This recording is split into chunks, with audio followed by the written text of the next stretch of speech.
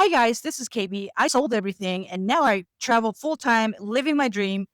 Currently, I'm in Southeast Asia, and as a female traveler, here are 10 travel essentials you need to bring based on my experience. Also, today's card I'm featuring for travel hacking is the Marriott Bonvoy business card with American Express. I'll provide the link below if you want to sign up and get the bonus points. You can get free Marriott stays right now. I think 5 night stays up to 50,000 Marriott points each night. You can pick a pretty nice place or resort here in Southeast Asia with those Marriott points. But let's get into it. Here's 10 travel essentials for female travelers in Southeast Asia, especially this is regional specific because the weather is specific. Number one is this makeup remover cloth. When I lived in the States, I used those makeup remover wipes that I normally get from Costco in bulk, but this saves so much space and weight in your luggage. This, you don't need any product. You don't need the makeup remover wipes.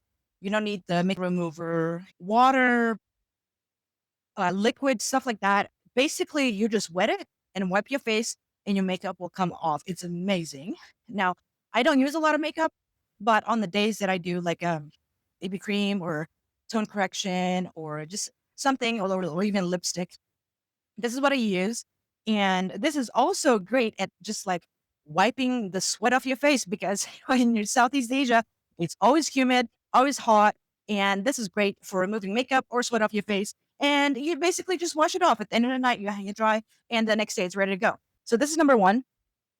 And let's see, number two. Now, the thing that surprised me about Southeast Asia, especially Vietnam, I just spent a month in Vietnam. And the thing that surprised me about Vietnam is my skin was so dry in Vietnam, even though the weather is humid and hot and it feels like you're in sauna all the time when you're outside. When you get inside, somehow my skin was like super dry, my hands, my legs, and I just felt my skin was super dry. And that was very surprising. I did not bring any lotion. Now, I tried to pack minimally, but I probably still overpacked a lot.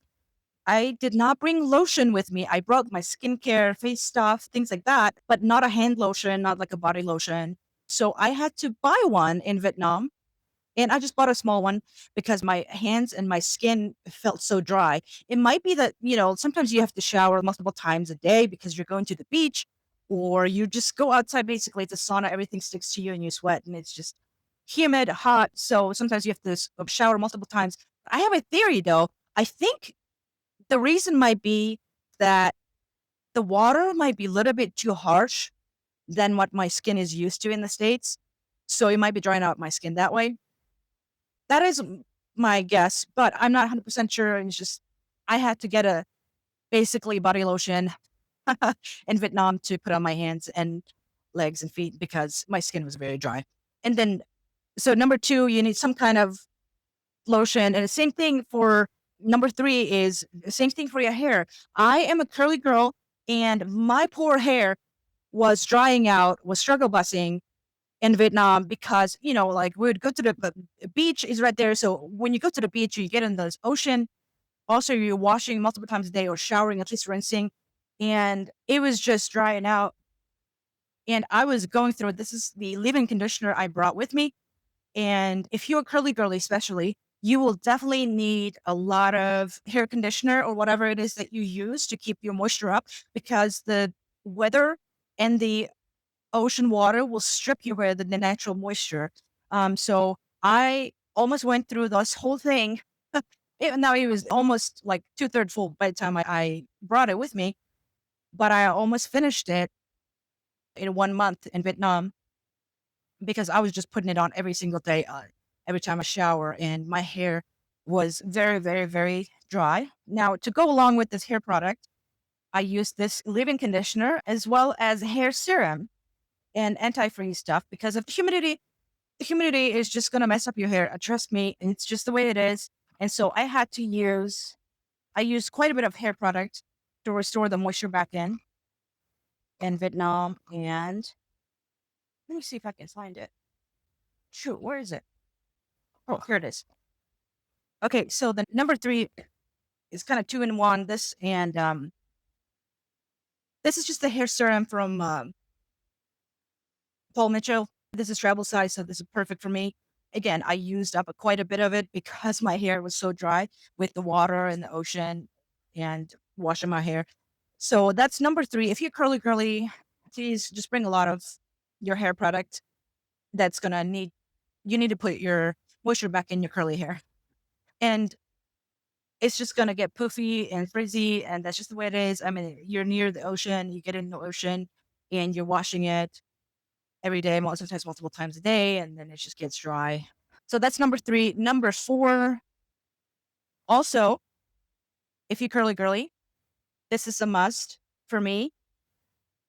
This is a silk pillow cover. Now you can also do a bonnet, of course, or hair wrap, silk wrap, or something like that. But this, I sleep with this pillow cover. I usually have two in the States. I only brought one on the road. But yeah, this will help. If you're curly girl, you know what I'm talking about. It will help your hair not feel so frizzy and break so easily and get dry. If you just put this silk pillow cover, it will save your curly hair. Trust me. And I'm traveling with this. It doesn't take up much space at all. And then number five, now this is a kind of a debatable one, but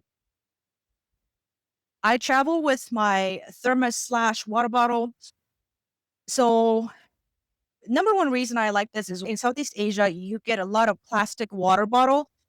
I definitely feel bad for the environment because of all that plastic being consumed by everybody. So this is kind of my way of minimizing plastic bottles. Whenever I get water from, whatever, I just transfer it to this. And usually at the hotels, they give you water in the glass bottle, which is nice. Or you can refill the thermos that you have. And this keeps it really cool. That's the other reason I like it. It's super, super hot. But if you put cold water in there, this will stay cold pretty much all day. And that's the thing I like about it.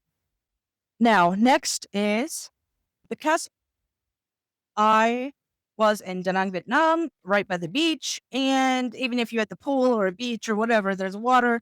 This little thing is a waterproof pouch for your phone. You can put in your hotel keys. You can put in a couple of cash bills in here, as well as your key or passport or whatever.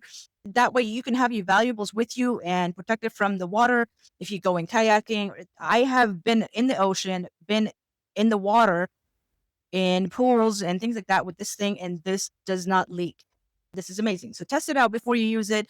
But I have put my passport in there. I put my phone and hotel cards and keys and money and all kinds of things. This is super handy. You can always have your valuables with you. Now, the next valuable, number seven, I think, is this fanny pack. Now, you don't have to use this fanny pack, but this is the one I have. And this has a little secret, oh, in the back for your passport, and multiple different ones with zippers for your money, cards, and phone, all kinds of stuff, little small pouches up front. So this is really handy. Sometimes you get tired of wearing something around your shoulders, like backpack and stuff. And this is if you're just going with small thing of items, you can just carry this around your waist, and it's nice. It's light and it fits whatever you need. The small items that you carry. This is super helpful, but even if you're traveling on through the airport, on the flights, on the bus, things like that. All right. And number eight, the next travel essential for a female traveler in the Southeast Asia region is tampons. So, if you used to using tampons or menstrual cup or one of the other solutions, you can find pads here in Southeast Asia pretty easily. Every store, pretty much, you can get pads. But I have not seen tampons once here in Southeast Asia. So if that's what you used to, bring your own because it's not as easily accessible here. I think there are some places you can probably find, but it's very rare. I haven't been to it so far. So if you're used to using your tampons, just bring it because most likely you'll find pads, but not tampons for some reason. All right, number nine. The next item is so this is an old one I have. This is just from Bath and Body Works. I think it looks like Christmas actually, like one of those Christmas flavors. But sometimes there's wash stations, or there's wash stations or sink, but no soap. And sometimes there is no sink. So just have something in your little pouch or fanny pack. And so wherever I go, if I'm trying to eat something and I don't have opportunity to wash my hands, just do this and get rid of bacteria, whatever. Just a small little hand sanitizer. And the last item I recommend carrying. Now, you don't have to bring this all the way from your home country. You can get this in, wherever you end up landing in Southeast Asia. But number 10 item for a female traveler is toilet paper or tissue. Now you're like, well, why would you carry toilet paper? In Southeast Asia, especially in a big city like center city, things like that, you will find toilet paper and tissue no problem in the public bathrooms, at the malls, things like that. But if you go to some restaurants, if you go to some of the smaller towns, on the road, on travel, sometimes they're out of toilet paper. Trust me, just stick a small one, even a small chunk in your purse or in your fanny pack, whatever, and you'll be happy you did. Or get a small tissue Kleenex pack and put it in your purse. You will be happy you did. Especially in Vietnam, there were so many places, restaurants, and things. Maybe they have toilet paper, they just ran out of it at the moment, and the restroom attendant haven't had a chance to refill. You want to carry your own in special cases like that. I have found a lot of times I had to carry my own in Vietnam because you just never could be trusting they're always going to have it. For example, I was traveling from Halong Bay back to Hanoi, and our bus stopped at a rest stop halfway. And of course, everybody's running to the restroom, and I went as well. And there's no toilet paper. I was outside the bathroom area, and a local person actually went and found the attendant, who's a Vietnamese person, and said something in Vietnamese, probably said, "Hey, we have toilet paper. Could you refill it?" or something like that. And the restroom attendant came, brought out rolls of toilet paper and refilled the paper in the restrooms. But as a foreigner, I don't know how to say that. I don't even know where to find the attendants and how to say it. And if you really have to go because you're on the road, like traveling between two cities or whatever, you're really urgent, there's just not always an opportunity that you can do that. So just bring your own in case, especially in rural areas and travels, you can never count on them having toilet paper. So just bring your own.